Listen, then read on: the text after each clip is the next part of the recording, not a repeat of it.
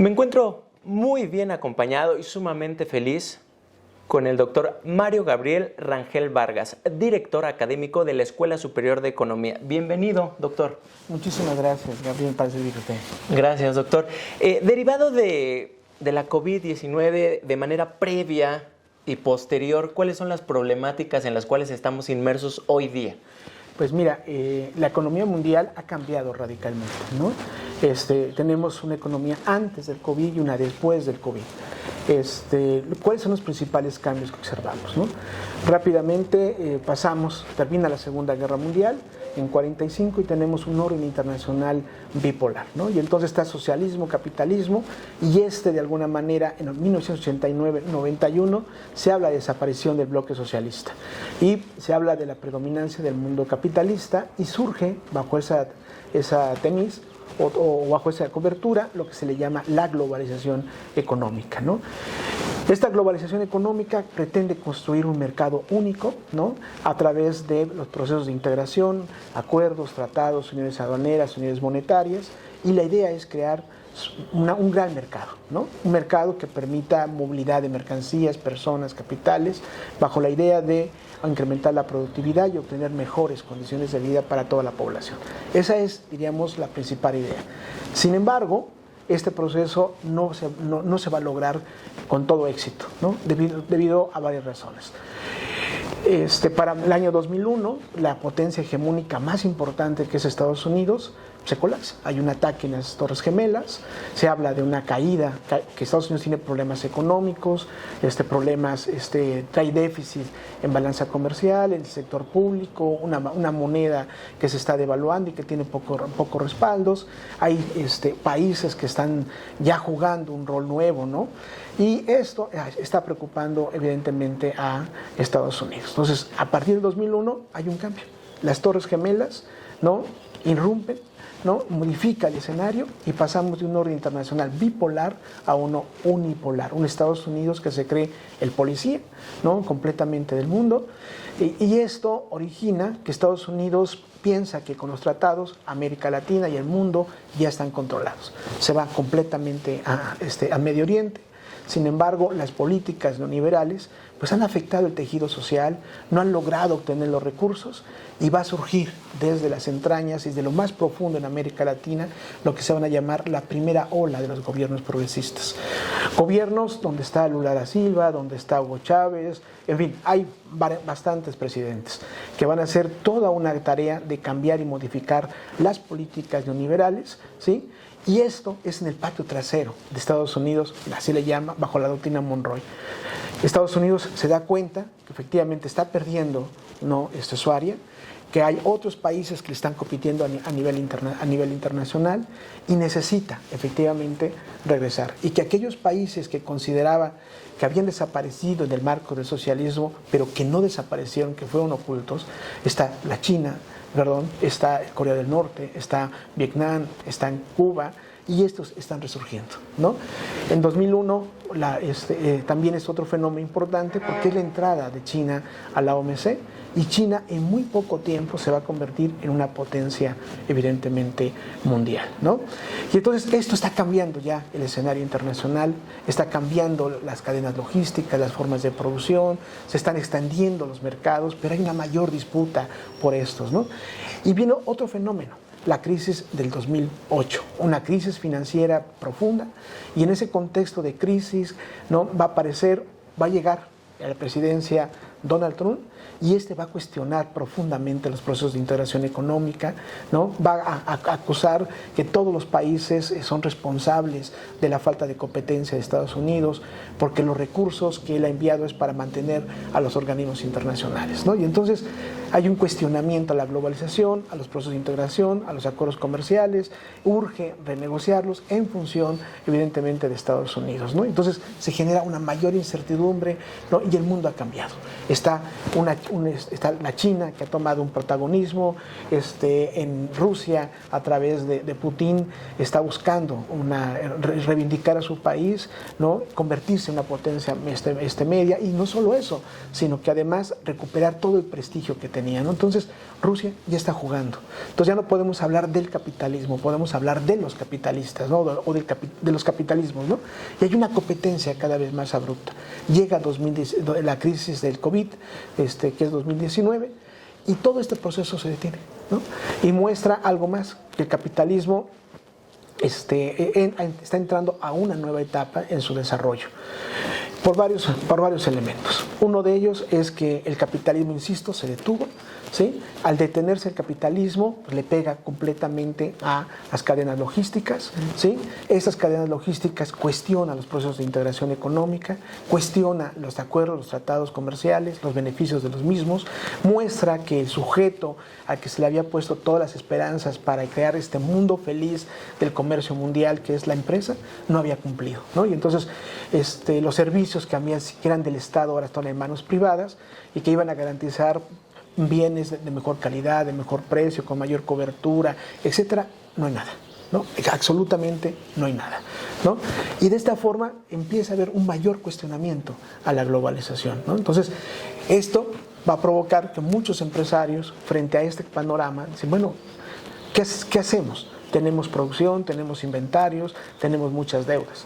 Y deciden continuar su vida académica, la vida productiva, la vida comercial, por la vía de las plataformas tecnológicas, ¿no? Y prácticamente estamos entrando a una nueva etapa del capitalismo, que se va a llamar el capitalismo digital, ¿no? Y entonces el mundo ha cambiado vertiginosamente, ¿no? Y el COVID lo que hizo fue profundizar esas tendencias, y después del COVID vemos actualmente que hay una lucha por la hegemonía internacional entre Estados Unidos, Rusia. Recuerden que Rusia es capitalista, Estados Unidos es capitalista, ¿sí? Y entre ellos hay un enfrentamiento donde Estados Unidos quiere quedarse con los recursos petroleros, mineros, etcétera, de Rusia. Hay un acuerdo con la OTAN, el campo de lucha es Ucrania, y lo que tenemos ahí es una guerra imperialista, ¿no?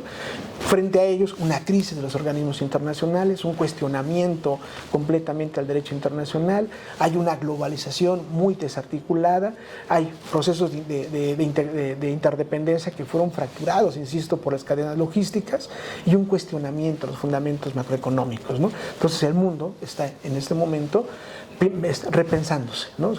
¿Cuál debería ser el nuevo modelo económico?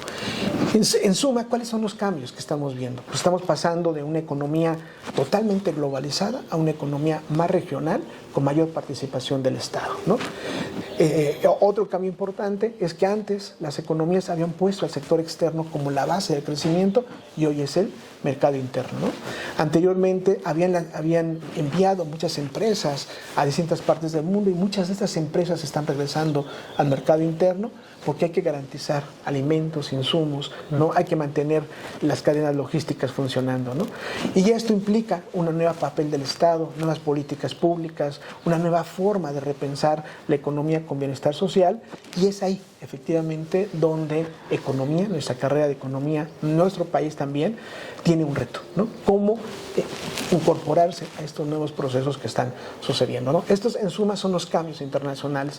Y en México, en la economía mexicana, los cambios también están a la vuelta de la esquina. La llegada de López Obrador, que plantea acabar con el modelo neoliberal, acabar con el problema, acabar y cambiar el régimen político, ¿sí? Hacer frente a la corrupción, hacer frente a la violencia, implica sacudir completamente a la economía mexicana, ¿no?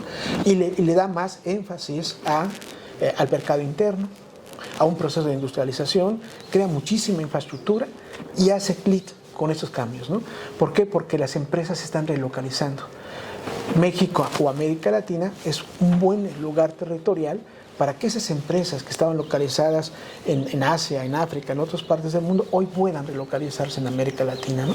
Por eso América Latina se dice que está en una segunda etapa de modelos de importaciones o de industrialización, y que el nearshoring es una nueva oportunidad para relanzar, diríamos, América Latina en este contexto.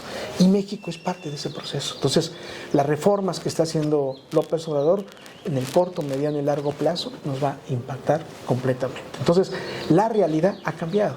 La ciencia económica tiene que cambiar. Lo que estamos enseñando tiene que modificarse en función de las nuevas necesidades y de los nuevos objetos de estudio. Ya no podemos seguir viendo a la economía desde una economía cerrada o de una economía estática. Es una economía dinámica, abierta completamente, ¿no? Entonces necesitamos una formación distinta a la que hemos venido ofreciendo durante los últimos años, ¿no? Entonces, esos son los cambios. Y además de esos cambios, hay otros más importantes. La llegada de López Obrador también significó una modificación al artículo 3º constitucional, que implica que había que ampliar la cobertura o garantizar el acceso a la educación desde preescolar hasta nivel superior. Esto es un reto. Claro. Porque las matrículas estarían aumentando completamente. Pero además cambia, ¿no?, la forma de enseñanza, y entonces se propone la nueva escuela mexicana, ¿no? Y en el caso del Politécnico estamos bajo el modelo de competencias. Entonces hay que adecuar, alinear completamente toda la filosofía, el modelo, las enseñanzas que se enseña o cómo se imparte en el Politécnico a los nuevos requerimientos que el país necesita y sobre todo a las nuevas formas de enseñar que implica la escuela mexicana. Entonces hay que tejer puentes para ir viendo cómo va a ser ese proceso. Si la Escuela Superior de Economía en su rediseño curricular logra esos puentes, seremos la primera escuela en lograr este gran propósito, ¿no? En tratar de conciliar dos posiciones encontradas y buscar un camino que nos permita incorporarnos a esta nueva etapa del desarrollo del capitalismo a nivel mundial, que algunos lo plantean la dicotomía, ¿no? Globalización, desglobalización. Una economía conectada, una economía desconectada, ¿no? Porque es Estados Unidos con todas sus instituciones y esta es China, Rusia, toda la parte asiática con sus instituciones y con sus mercados, ¿no? Y todo esto está sacudiendo completamente la economía mundial, ¿no? Entonces, en esta situación de cambios de leyes y del papel de la educación, pues tenemos que el sistema educativo mundial está en crisis, ¿no? El COVID muestra exactamente los problemas, ¿no? Hay problemas de acceso, el problema de no contar con una computadora, de no tener conectividad, habla de discriminación, habla de exclusión, habla de no cumplir con los derechos constitucionales, que es acceso a la educación, habla de la calidad, porque nadie estábamos preparados, ¿no?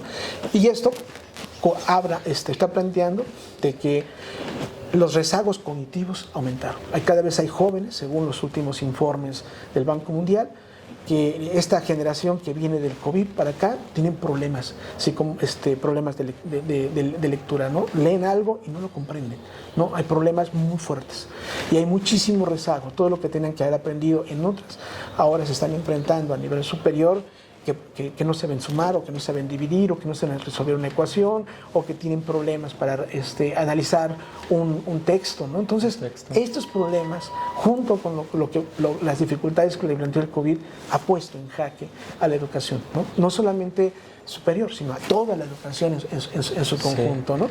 Y particularmente en escuela, como sistema educativo, la escuela también tiene sus problemas, ¿no?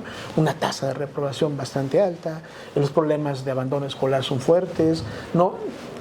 Promedios están siendo muy bajos actualmente, los contenidos académicos son insuficientes para los nuevos procesos y esto nos pone en una encrucijada, ¿no? Es decir, la Escuela Superior de Economía tiene que actualizar sí o sí sus planes y programas de estudio. Y para ello tiene que identificar todos los cambios y tiene que aceptar que hoy por hoy sí tiene que modificar sus formas de enseñanza, su organización, su estructura académica, tiene que modificar completamente y actualizar muchos programas de estudio y que debe abrir nuevas posibilidades a los nuevos retos que el mundo depara y que nosotros tenemos la responsabilidad de preparar no solamente ciudadanos, sino también investigadores, futuros trabajadores responsables con habilidades y destrezas y conocimientos, ¿no? Y esa es parte de nuestra responsabilidad, además de contribuir al desarrollo de la tecnología, de la ciencia, de la cultura, de la divulgación. Esas son nuestras funciones. Y la Escuela Superior de Economía tiene esa gran y enorme responsabilidad, ¿no? Justo es lo que le iba a preguntar. Dadas las problemáticas actuales, internacionales, nacionales, la aceleración tecnológica, ¿cuál es su propuesta en cuestión curricular para la Escuela Superior de Economía? Bueno, primero, quisiera plantear dos cosas, ¿no? A mí me parece que este diseño curricular, que es hoy más importante que nunca, tiene que ser elaborado, diseñado con toda la comunidad. No es su director, es que todos los profesores, la comunidad tiene que participar. Todos tienen algo que decir. Hay gente muy talentosa en esta escuela que tiene mucho que decirnos, mucho que enseñarnos, y creo que si entre todos realizamos un foro que se va a realizar del 22 de mayo hasta el 18, y si ese foro es plural, incluyente, participativo, donde se van a discutir temas, por ejemplo, como la situación internacional, la situación nacional, los paradigmas de la ciencia económica, el perfil del economista para el próximo siglo XXI, la situación de la educación superior, la nueva escuela mexicana frente al modelo de competencias, las nuevas tecnologías y la enseñanza de las ciencias económicas, ¿no? Y además, donde va a haber una gran mesa que va a durar algunos días, es para el diagnóstico de la escuela, ¿no? Ahí todos los departamentos están constituidos con academias, y cada academia tiene su presidente. Los presidentes tendrán que hacer un diagnóstico, claro, decir ahora en viva voz cuáles son los problemas que se tienen en su área, ¿no?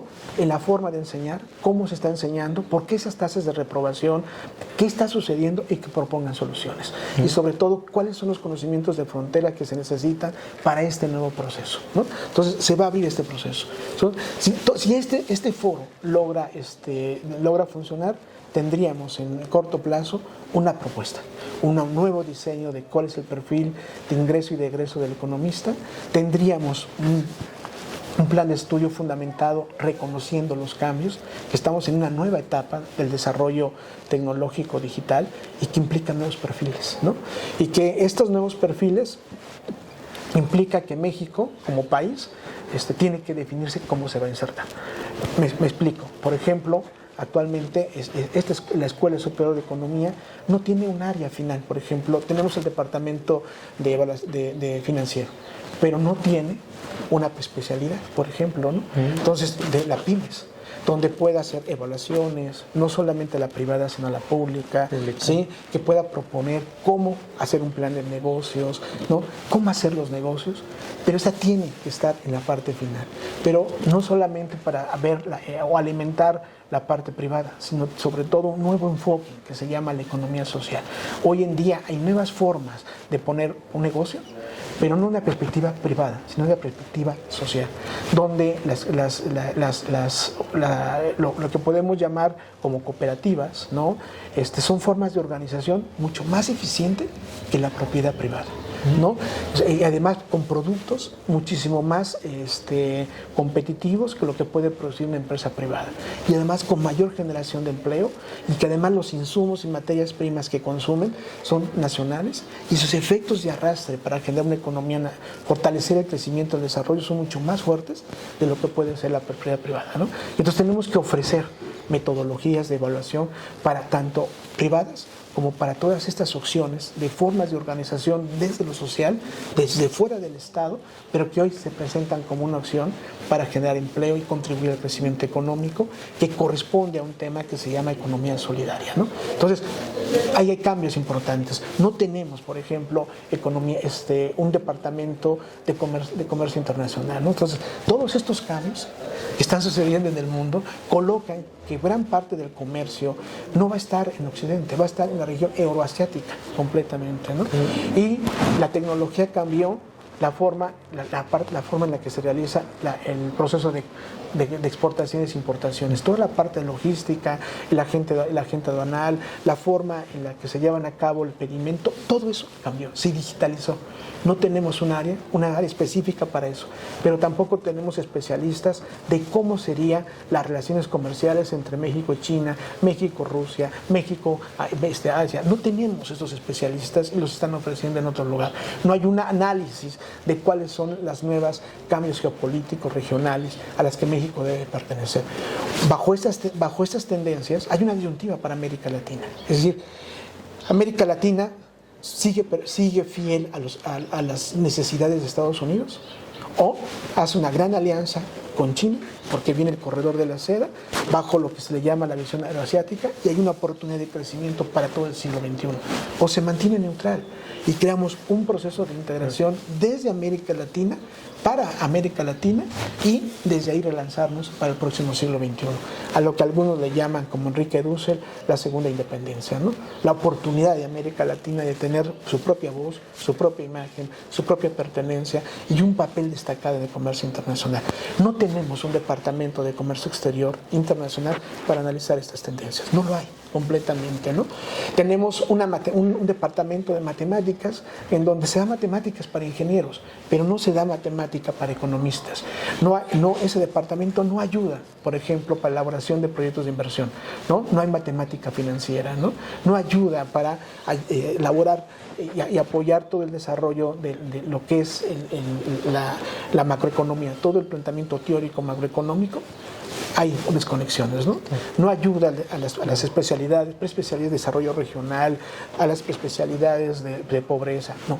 Hay una desvinculación completa. Entonces hay que reformar y repensar qué tipo de matemáticas se necesitan, cuántas materias se necesitan, porque la tasa de reprobación en esta escuela, ¿sí?, es enorme. El 75%, bueno, darse cuenta que tenemos 5,000 personas de la población, la mitad de ellos está reprobado.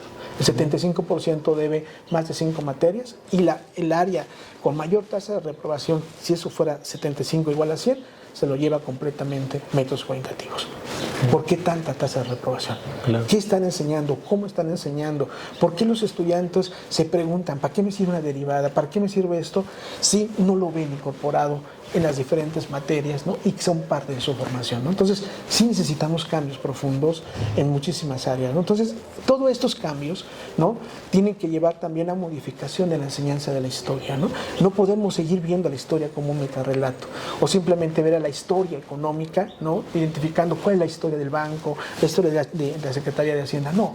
Hoy es la historia de América Latina desde un punto de vista geopolítico, porque lo que va a predominar hoy es esa visión. Si la escuela no prepara cuadros técnicos preparados para ello, en verdad estaremos perdiendo una oportunidad inmensa. Y creo que hoy tenemos las condiciones, ¿sí? Tenemos una comunidad de profesores valientes, una capacidad enorme. Creo que hay capacidad de autocrítica y creo que entre todos sí podemos construir un nuevo plan de estudios. Pero para eso se necesita una cosa, dejar de lado los intereses políticos y poner por delante, ahora sí, ¿no?, lo que significa ser politécnico, lo que implica ser comunidad, imponer por delante cómo enseñamos y mejoramos la enseñanza de los politécnicos para que eso se incorpore al mercado laboral. Hay que pensar en el joven, ¿no?, pensar en ellos, pensar en nuestro país, y entonces tendremos un nuevo plan de estudios. Excelente, doctor. Pues invitamos entonces a los jóvenes a que asistan, participen al foro, porque como bien usted decía, todos van a reestructurar el plan de estudios enfocado a lo que debe ser para un economista de la época actual, del siglo XXI. Y bueno, de manera final, ¿qué nos dice usted para todos los politécnicos y específicamente para la Escuela Superior de Economía en su 71 aniversario? Bueno, primero, felicidades. Yo creo que 71 años es mucha historia, mucha experiencia, y creo que es el momento entre todos ponerla en acción desde un punto de vista creativo y ayudar a que esta escuela, ¿sí?, realmente sea la escuela de vanguardia. Y para ello necesitamos jóvenes comprometidos que estudien, que realmente estén dispuestos a aprender, no a pasar, a aprender para pasar, ¿sí? Y de profesores que estén dispuestos a enseñar, ¿no?, a prepararse, ¿sí?, y entre todos a construir el mejor plan de estudios que permita que nuestra escuela, la Escuela Superior de Economía, el Instituto Politécnico Nacional, sea hoy una de las escuelas de mayor prestigio. Y estoy seguro que si entre todos lo hacemos, esta escuela lo va a lograr. Esos 71 años es la mejor forma, ¿no?, de decir 71 años de esfuerzo. Doctor, pues yo le agradezco muchísimo por su trayectoria de más de 22 años y lo exhorto a seguir poniendo la técnica al servicio de la patria de manera tan profesional como lo hizo desde el día 1. Muchísimas gracias, le agradezco infinitamente todo. Gracias. Gracias a usted.